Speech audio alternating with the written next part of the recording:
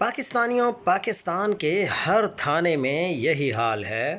Police بندے کو جائز ناجائز پکڑ لیتی ہے، پھر اسے خفیہ مقام پر رکھا جاتا ہے، بعد میں بھاری رشوت لے کر چھوڑتے ہیں۔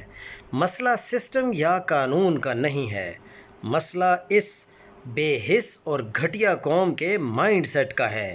آپ جو چاہے سسٹم لے آئیں، اس بے حس گھٹیا قوم نے ہی وہ سسٹم چلانا ہے، تو پھر چاہے 1000 سسٹم بدل لیں، عام عوام سے لے کر اس سسٹم میں موجود ہر بندہ ہی اپنی اپنی جگہ ظالم اور فرعون بنا ہوا ہے۔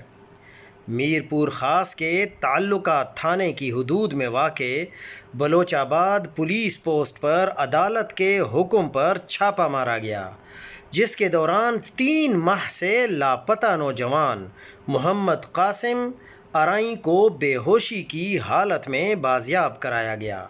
کارروائی معزز جج کی ہدایت پر عمل میں لائی گئی، جس کے نتیجے میں نوجوان کی موجودگی کی تصدیق ہوئی۔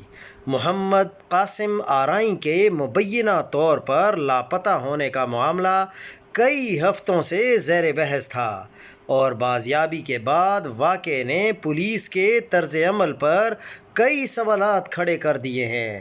لیکن کیا ان پولیس والوں کے خلاف کوئی کارروائی ہوگی؟ تو جواب ہے بالکل نہیں۔ ان سے پوچھنے والا کون ہے؟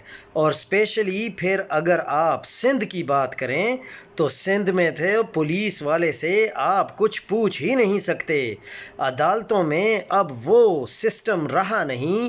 26ویں آئینی ترمیم کے بعد عدالتوں کا جو حال ہو چکا ہے وہ پورا پاکستان جانتا ہے۔